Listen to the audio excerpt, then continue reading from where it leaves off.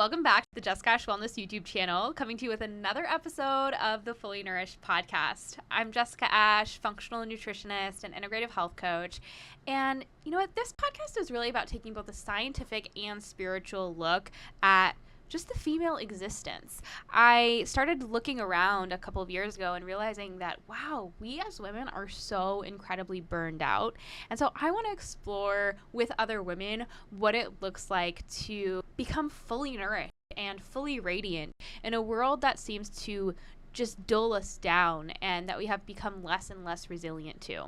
So before we dive in, I just want to remind you that this podcast is for education and inspiration only and is not intended as medical advice. So please talk to the appropriate professional when necessary, and please also use common sense before making any changes to your diet or lifestyle.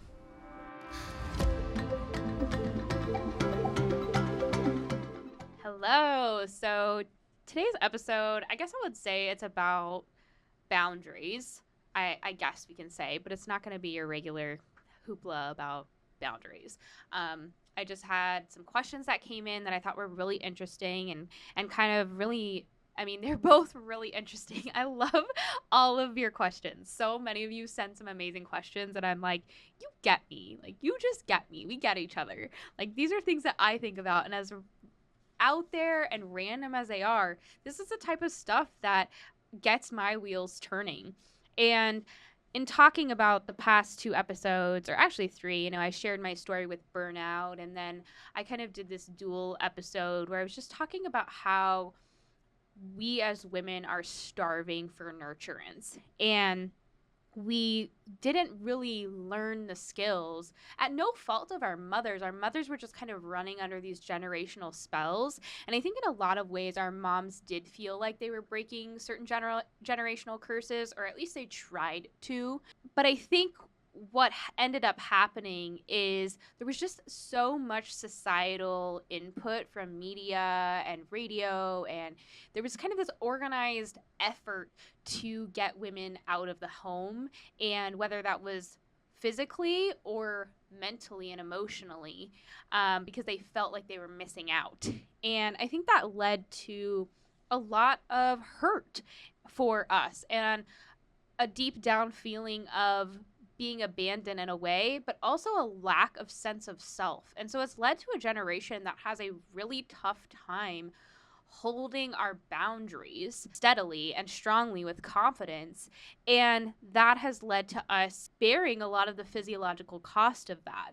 But before I get too deep into into that, I would say that as much as our sexuality and libido probably plays into this conversation, it might come up, but I feel like that really deserves its own episode. So if you find yourself being like, well, I wish that she would have talked about, the sexual part of it or the libido part of it, I think that deserves its whole own episode.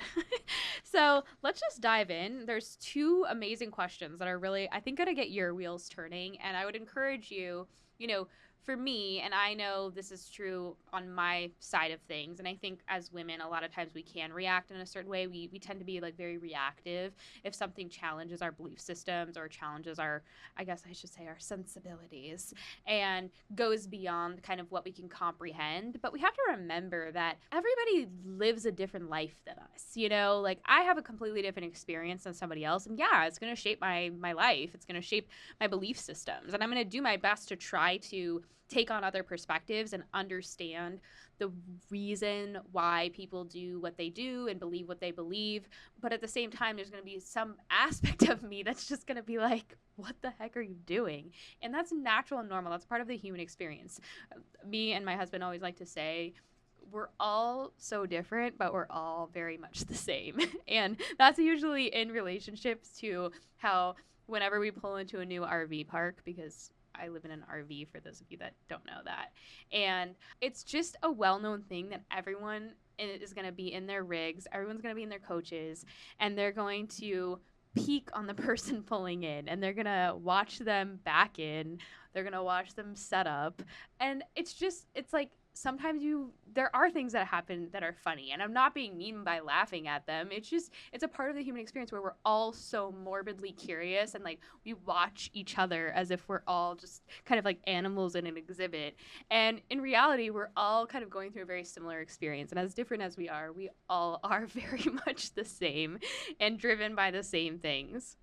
So this is why I loved these two questions that came in, because they really just get your wheels spinning, and there's no immediate obvious answer. They kind of have gotten my wheels spinning as well. Both of these questions were in response to one of the most popular episodes so far, episode 5, which was really me taking male physiology and comparing it to female physiology and really diving into what feminine and masculine energy actually is. It's become so like over spiritualized and over like weirdly hyped. It's become this almost woo-woo thing, and I just wanted to bring it back down to the nitty gritty and say this is something that you can look outside your window and look at and see in nature. This is not some weird spiritual science. This is just the natural order of things. So if you haven't listened to that episode, go take a listen when you have a chance. But to dive in, first question is, hey, Jess, I absolutely loved your newest episode. I think it's the best podcast episode I've ever listened to. Thank you.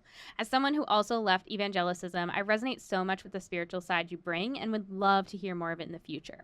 I'd also be interested in hearing your opinion on the kind of hyper wild woman that's becoming so popular, i.e. yoni sunning and women-only festivals where everyone's naked the whole time, etc. That doesn't resonate with me at all, and I've been feeling that it's a product of what you're talking about, where we always tend to go to extremes rather than living in nuance and balance. So I think if you don't live under a rock and you're on social media in any type of way, you know exactly what she's talking about, right? These kind of like hyper, how did she say it? She's a hyper wild woman, and like yoni sunning and, naked festivals, and it not resonating. And I can relate to this. Like, I can see that stuff and I can appreciate it. I don't think it's, honestly, like, it doesn't offend me at all. It doesn't irritate me. It's just kind of one of those things that I say, like, ha ha. And I think on a more personal level, like, I'm sick of seeing people's asses. Like, I really think we should know less about each other. And I really don't want to see you naked on social media. Like, I just don't care. And it's just I also don't like that it's desensitizing people to the beauty that is the female form. I think what happens is we forget what real bodies look like. We forget what real beauty is, and it's stuffed down our throats so much that we become completely desensitized. Like there's something worse than the thing that's worse than feeling something is not feeling anything at all when you look at something that is supposed to be beautiful. And I just am sick of seeing ass cracks, like, to be honest. I don't want to see any more asses. And so that's, I just want to give that disclaimer of that's the personal bias I'm coming from. I'm not judgmental of women like this. I think everyone is allowed to live exactly how they want to and operate exactly how they want to on social media. But my thoughts from a feminine perspective, and is this true feminine energy? I would have to say no. Feminine energy, part of it is it's mysterious, right? It knows its vulnerability and it knows its weak points so intimately that it protects those at all cost within the center of itself, and it only unfolds or only softens or it only surrenders to those that are most worthy. I think one of the worries in our society is that you're going to be like, if you say no or you are really clear about where your boundary is, you're going to come off as bitchy, or you're going to come off as rude, or you're going to come off as not very nice. And I have always been a big believer that there's a big difference between being kind and being nice. There can be kindness and fierceness at the same time. You can be kind to someone while still holding up your boundary and saying, no, this is where I end and you begin, which is what a boundary is. And so I think that right now, when we think of softening or softness or surrender or surrendering, when you look at those two words, softening, surrendering, opening, these are active terms. These are not passive terms. Even the term submission, which as torn as you might be about that word, submission is an act, an actual powerful act. So I would say surrender, softening, submission. To me, they paint a completely different picture. In the English language, the meaning of them gets pretty lost because we just equate all of those words with weakness. But I don't equate any of those words with weakness. In fact, I think that some of those things are harder to do than any type of trying to be strong or trying to force yourself down someone's throat or be aggressive or be super proactive. And so I think I might understand where women are coming from when they are sharing themselves in this way on social media, this want to be seen and understood and validated and have parts of themselves be seen and understood and validated, which are absolutely okay desires. But that is part of the power of the feminine is we do have certain vulnerabilities. We do. We can deny it all we want. We can try to completely change society so that we don't have any vulnerabilities or we perceive that we don't. But that's just cold hard facts is we as women are more vulnerable in some ways than men are. That's just the way of the world. That's the order of things.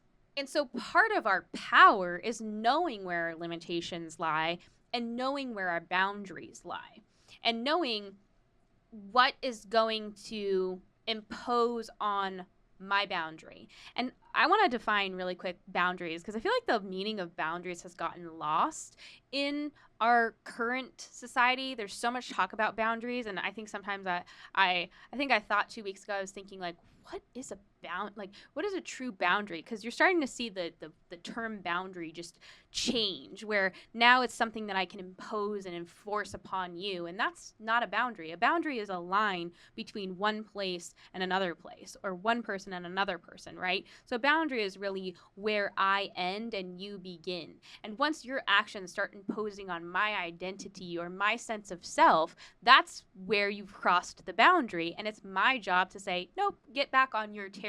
This is my territory. Once we violate our own boundaries, meaning once we stop maintaining, I don't want to say strict boundaries, that's not the right word, but more confident and fierce boundaries, once we start allowing people to encroach upon our own identity, our sense of self, who we are, what our purpose is, what our belief systems are, that's when we start to actually allow our own boundaries to become violated. And this can be a vulnerability, right? Because once we start to make a habit of violating our own boundaries or allowing others to continually cross the line over, and you just kind of allow them to think that your territory is their territory, what's really happening is we're starting to soften and open up and become vulnerable to people that are maybe not super safe to do that with. And so I see social media as a extreme example of this, where the deep desire to be seen and to be heard and to share, right? To share all the things that are beautiful and good and truthful, which are deep desires that we as women have, we start to share them in places that are not necessarily safe for us to share. And we become vulnerable with people that are not safe to be vulnerable with. And going back to our nature, right? Understanding our nature, one of the parts of our nature is that we need to feel safe. We need to feel safe at all times. We need to have stability and safety. And our body knows when it's in a vulnerable state, and it's going to have a very hard time feeling safe when we are being vulnerable with someone or something that it is not safe to be vulnerable with. And I can't speak for all women because we are all raised differently. We all have different cultural backgrounds, and that might actually impact what our perception is of what is safe and what is not. But I think what's happening is a lot of women are not recognizing that they are sharing in a way that has social consequences or even physiological consequences for them. It puts them in a state of unnecessary vulnerability that their body is sensing on some type of level. And the hyper wild woman, as I will call it, just because the question phrased it that way, I think no matter how much a person that's, let's say like spreading their legs to the sky. I saw that fad going around. I think that was last year, where it was just like whole yoni to the sky. I'll just put it that way. And I was seeing people with their legs spread and like a little starfish or like a little star just, and it's like, I don't like, if that's something that you do for your health, that's incredible. And you can talk about doing it, right? But why do you need to show me? Like, is that something that really does need to be shown and modeled? Maybe that's what some women are convincing themselves of. It's just like, I'm going to show and model it. But is it really something worth putting a vulnerable part of yourself out there for the world to see? And I think a lot of times with social media, our body knows that once we hit post, we've lost all control over where that thing ends up, right? Like, that picture or what we're sharing could end up anywhere, is on the internet forever. And I think deep down, maybe we consciously know this or not, our body can sense that. Our body can know that there is, like, once I press this post button, there is kind of a line of no return. And I'm sharing something that maybe will never be able to be unshared. And so I think the question is not if the behavior is right or wrong, or, is this type of stuff feminine or masculine.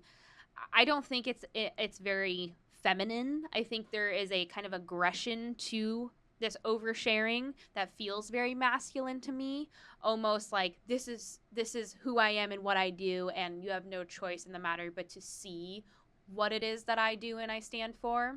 And to me, like, I don't want to see that. There are some times when I feel like people are violating their own boundaries, and they're also violating the boundaries of others as well. I really do think that one of the biggest lies that we as women have been told to believe, some of us still believe it, is that we can do anything and everything.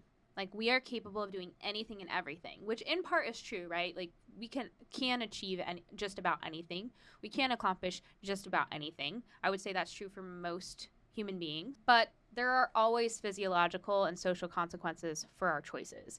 And we've explored in this podcast up until this point of, what does true femininity mean? What is it? And it's mysterious, right? So we're still exploring together. But I think what we can all admit to each other is true femininity is extremely powerful. It is an extreme force to be reckoned with. And understanding our nature and really understanding our power gives us immense influence over society as a whole, how society is shaped over time, because we really are the ones that are nurturing. We are nurturing, we are mothering, and this is the backbone of society, period. Women shape kings, women shape warriors. They are the only place where some very powerful and masculine men feel safe enough to soften up with and to come into, right? And to feel enveloped in that softness. That is their safe place to land. And woman to woman, I think this is really the power of us having strong women that really love us around us, to be strong support systems, because true love sometimes really, really hurts. When you love someone and you have to tell them the truth, there is nothing more excruciating than doing so on both ends. And one of our vulnerabilities as women is that we are prone to emotional behavior or emotion-driven behavior that is not founded in a place of logic, like if this is safe or unsafe, or is this best for my future, what my desires are. But we kind of are reacting out of a place of, we have a hole inside of us that we need to fill, that kind of soul deep hunger, and we will do certain things or engage in certain behaviors that we think are going to really fill this soul deep hunger up. And in reality, it leaves us more hungry. It almost leads us further from our sense of self, of knowing who we really are. And so I've kind of gotten off track of, what I think about this kind of quote unquote wild woman behavior.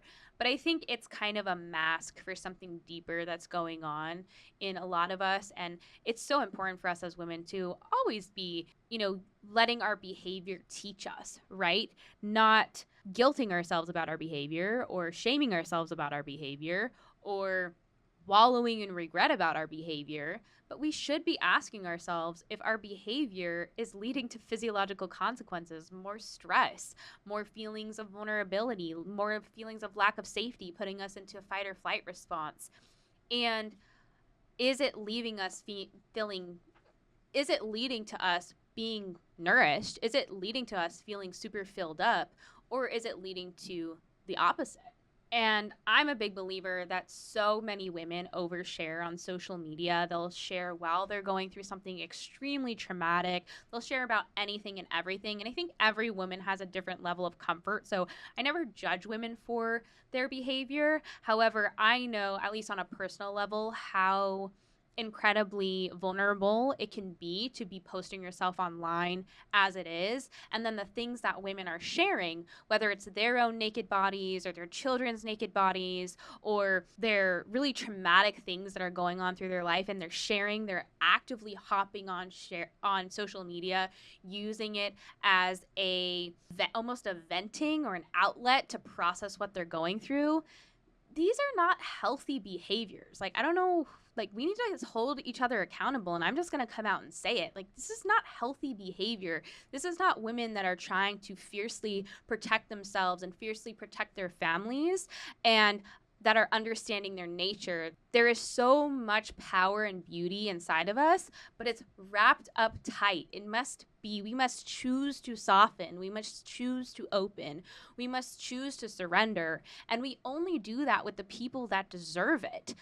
The rest of the world can think I'm a quote unquote bitchy woman. I don't care. It's not my job to be spread thin for everyone's enjoyment. And of course, this discussion goes beyond, right? Like, I kind of wrapped it into boundaries as a whole. Whether we are, posting a picture of our yoni on social media, or we say yes constantly to our mother-in-law when we really mean no, we are in fact taking a role in those feelings of stress that induces later on.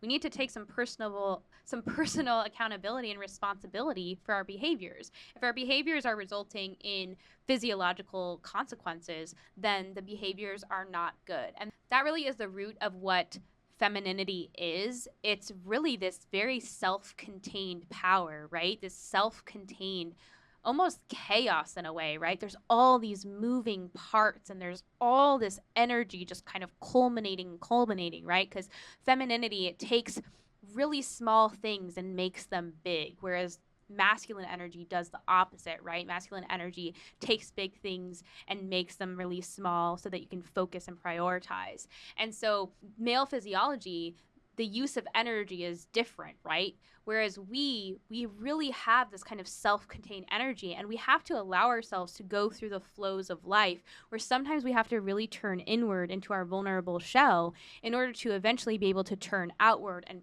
pour out. And, I've talked about this before, how birth is a great representation of that, or even the female orgasm is a great representation of that, right? Where, like, for 9 months you're taking in energy, you're building this life, and then all of a sudden you tip over into this transition and your cervix starts to open up, and now you give birth to that life, and then you nourish that life afterwards. There's a process to it. Same thing on a smaller level with, like, a female orgasm, right? Where you build this energy, build, and then it just almost like overspills, and there's this transition that takes place. And so the feminine experience and feminine energy is more about this moving inward and moving outward, moving inward, moving outward. We have this flow or rhythm, moving inward and moving outward, moving inward, moving outward. We have this kind of flow or rhythm to ourselves. And in times of moving inward, it's so important for us to feel safe and not vulnerable, or we're not going to be able to stay in that place for very long, because we're going to constantly be worried about where the danger is. We're going to have to continuously hop into our masculine energy to protect ourselves, right? Because Our masculine energy, just like jumping into our fight or flight state, is there for us to jump into when protection and provision is required. We are fully capable of jumping into masculine energy, and then when we're done there, moving back into our feminine energy. That is normal and natural, and that is the part of ourselves that needs balance, where masculine energy comes in for protection and provision.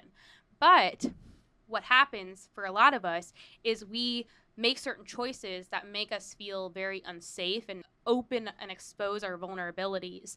And then we have to, by some of our own choices sometimes, stay within our masculine energy, because now we have to protect this thing and we feel very entitled to protecting it.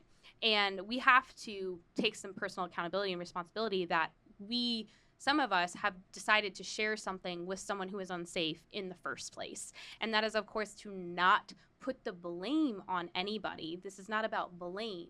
This is just about women talking to other women about, we do need to take some accountability and understand that all of our actions have consequences. And a lot of times the consequences are on us, ourselves. So it goes so much farther.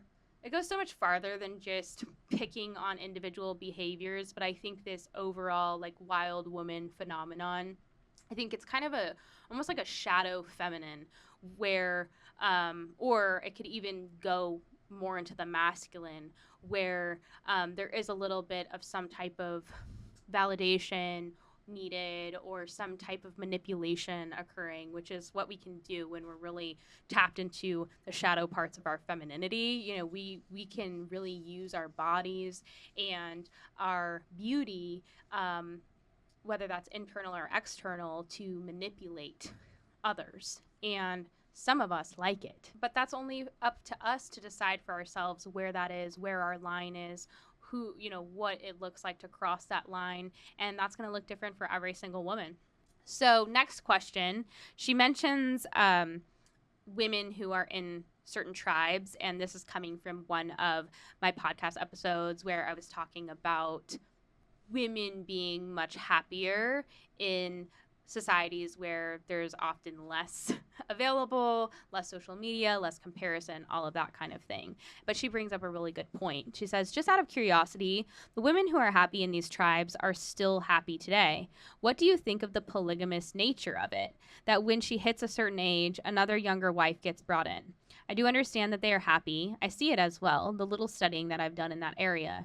Perhaps it's my growing up in a monogamous society that makes it so threatening to me. I'm a bit nervous myself about advocating for such a natural womanhood that we'd bring that back as well. As far as I understand, that in polygamous societies, half the young men can't marry. It leaves them forming gangs and violent. Or the men in power that are married make soldiers out of them to give them a purpose. But then we've just made half the population of our young men disposable to us. It doesn't seem right either. So this is something I have thought about, but I haven't thought about too deeply. So this answer is kind of just off the cuff in a way. But first of all, I don't necessarily think that other cultures, as traditional as they may be, are completely immune to behaving in certain ways and having their own kind of generational spells that just get passed down, where just because it's always been done a certain way doesn't mean that that way is the right way, right? And so I think when it comes to the idea that, yes, when you look at a lot of these traditional tribes that still exist to this day, they live in ways that we can't really comprehend usually if we come from the Western world. There are a lot of, I think, cultural norms and beliefs that maybe differ from ours so much that it makes us hard to see from that perspective. But I would be curious to know like the more of the dynamics of a situation like this, right? Like one guy in the tribe that's powerful. He has many, many wives, and some of them are younger and some of them are older, right? Some of them have been with him since the beginning, and some of them are much newer to the situation. Like, is this more of like a sister wives situation? Like, how are they living? How is the dynamic between all of the women? is it more like, is it more sister wives where there's just constant drama and they're all kind of sharing the same man, which just seems like an absolute nightmare to me, but that's just my perspective on that? Or is it more like, I've done my time, I've been the youngest hottest wife, I'm over it now, I've done my duties, and now I just get to chill with my other sister wives, and I'm gonna just like, we're just gonna gossip and we're gonna raise our kids together, and like, I can just be completely separated from the men over there. I think some of us kind of maybe underestimate that different cultures can be really hard on women. And we as women do have a lot of vulnerabilities. And so we don't quite comprehend this, I think, as modern women, where in a lot of places in the world, and even historically, husbands offered a form of protection that unmarried women didn't have. And so then I would ask another question about these people that are more polygamous in nature. Like, what does the term wife mean to them? Because I think in our world, or at least my understanding, is that when somebody is married, they are really like two halves to a whole. And so they're there as a partnership, as a team. There's intimacy there on not just a physical level, but a spiritual and emotional level. But maybe that's not something that they believe or is important to them. Maybe to them, having multiple wives is more of like a socioeconomic status, or I know like in some societies, it's almost like it's a way for a man to show off his generosity. But at the end of the day, you know, like for me, I always think of a man that wants to have multiple wives. I mean, he can't really be doing the job that well, because if he's doing the job well, he would be focused on one wife. Like, anybody knows that when you do something and you want to do it well, you really got to focus. And I really can't picture a man like having understanding of how men operate. They're just not multitaskers. Like, we can be honest there. They are really good at focusing and then, you know, building the vision, right? Focusing on what needs to be done and building the vision when their testosterone is balanced and they're in their masculine energy. And I just don't think a man that has multiple wives is going to be able to focus very much. And so, is this really, like, the Jennifer who asked the question, she says, I don't think I'm comfortable with this type of natural womanhood. We should ask ourselves, is this natural womanhood? Is this something that makes us feel feminine, safe, empowered, taken care of? Or is this something that really violates who we are, our sense of self, our identity as a person? And again, there's that speak of boundaries, right? Where a boundary is really just a line between one place and another, of the line that separates me and you as a person. And once what you're doing starts infringing on who I am as a person, that is the boundary being crossed and violated. And it's my job to either hold up the boundary, like set the reminder when it's worth it, right? When it's worth expending the energy on, or just remove myself from the situation. And I don't think every woman has that opportunity, right? Because sometimes we are born into cultures where it's just the way that it is, and that's what's accepted because that's the way it's always been done. But I think there's always those free thinkers that maybe probably think outside of the system as it is and think this is probably not the best way to do things. But it's also hard to be that person in any society. So this is a great question, and I really don't know the answer to it. But also, I love the point that she made where she said, as far as I understand, that in polygamous societies, half the young men can't marry. It leaves them forming gangs and violent. Or the men in power that are married make soldiers out of them to give them a purpose. But then we've just made half the population of our young men disposable to us. It doesn't seem right either. And I think that is the perfect, like the greatest statement in answer to the question is it doesn't seem right either. And that has kind of been the theme underlying this whole podcast, all the episodes, is I make no claims to know the answers. These are just kind of conversations and things I'm trying to start, but by no means am I finishing them. We're just getting started. This is a conversation we're starting to have as women. But I don't think that the way things have always been done should determine that that's how we move forward. And I think a lot of us, we get scared when we think of could we possibly operate in a completely new way? We can't even really imagine it because it's hard to imagine. And so as women, that is our job to hold the vision, right? When we get together and we meet our minds together, we are holding a vision, a new vision. That's what a vision is, right? Something new. We are using our imagination to paint a completely new picture, what that looks like. Once we can do that, then everybody can step in and start to uphold the vision. But first, we need to have the new vision. And that can be really hard for us to wrap our minds around, especially in this society where usually the way things are done, people really are in a state of learned helplessness. And so we kind of sit there, even if we aren't really cool with the way things have always been done.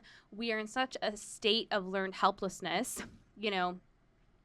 sometimes by our own choices, but very rarely all by our own choices. The system is much bigger than ourselves. And so we just don't know what to do next. Like, we just think, well, this is just the way it is. And we kind of get to this place of acceptance.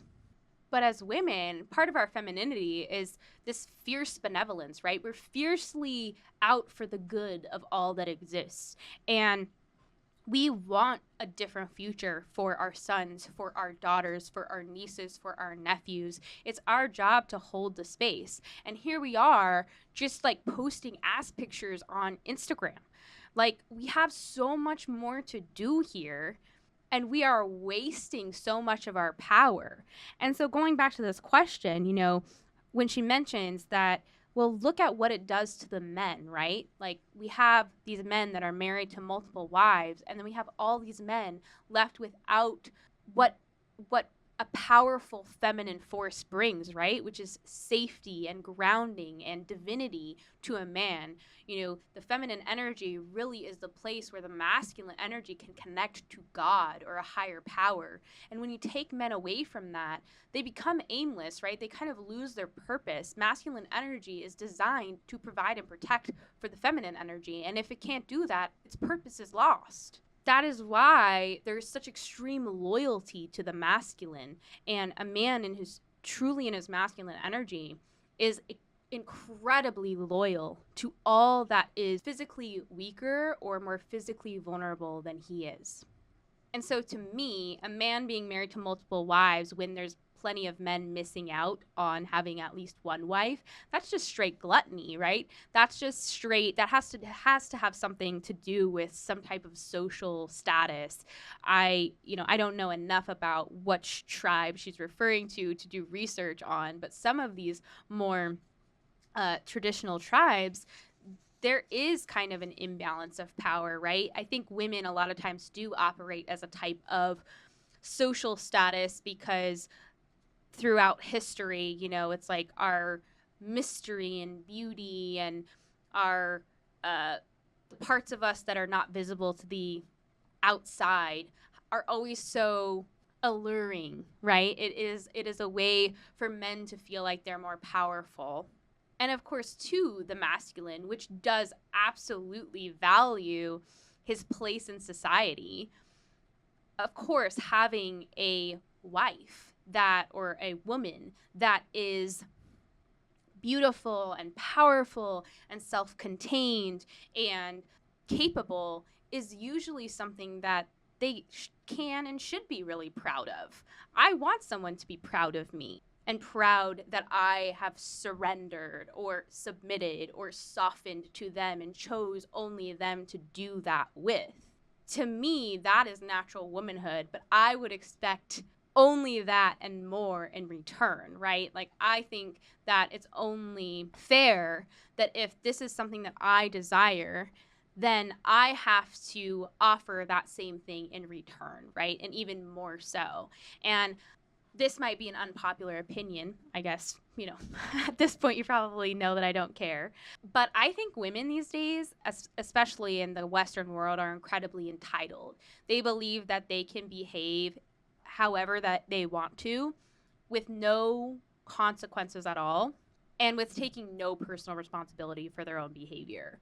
And then on the flip side, we are incredibly, for the most part, extremely disrespectful to men and have extremely high expectations that we do not hold ourselves to or follow through on. And that's, of course, not the case in all cases, but I think there kind of is this lack of accountability, and understanding that me taking accountability for my actions and my behaviors and how they've contributed to where I'm at doesn't take away somebody else's part to play in it. It doesn't mean that somebody else is blameless in the situation. It just means that I'm now taking accountability and taking responsibility and empowering myself. So I think when we ask ourselves, what is natural womanhood, that's what we need to define for ourselves. I think we are allowed to decide what that looks like for us, what we want from that, and kind of build a vision and hold a vision there. And I think that's up for us to individually decide. But whatever we expect, we need to be willing to give in return and own up to our side of it. But in answer to your question, Jennifer, I don't necessarily think that a polygamous society where a bunch of women are married to one man and a bunch of men are completely womanless and wifeless is a very fair society. And I think we could probably do better than that as human beings. So that's just my opinion. And so to me, that's really what boundaries are, is understanding where I end and you begin, and we will hold those up together, and it will be a team effort. And a lot of that really does require us to build a strong sense of self as women, to be able to fiercely hold those. We do need to know who we are and what we stand for and what defines us and what our purpose is. And that will lead us to being able to have more what I call vitamin N in our life, which is saying no, which means that we're opening space up for something else, right? When we say no, we are saying yes to something else. And vitamin N just means saying no more. And we have such a hard time saying no because of how we've been trained over time, but it becomes so much easier to say no when we understand where we end and somebody else begins, and understanding who we are as a person. Thank you so much for listening to the Fully Nourished podcast. I know today's episode was kind of random. I took two very different questions and kind of turned it into a chat about boundaries, but that's just kind of how my brain works. And I hope it really resonated with you. If I mentioned any links or resources today, they are included in the show notes, which are linked in the description box below. If you enjoyed this episode and want to support the podcast, please like this video, subscribe to the channel, share it with others, and share about it on social media. I really rely on amazing women like you in our community to spread the word. If you have interest in submitting any topics or requesting any guests to come on the podcast, please go ahead and share that with me at jessicashwellness.com/podcast. I'd love to hear from you. And if you're interested in more content, please check me out on Instagram at jessicashwellness. Or if you'd like to get our Sunday tea newsletter, please go and subscribe to that at jessicashwellness.com/email-subscribe. Thank you so much for listening, and I will see you soon.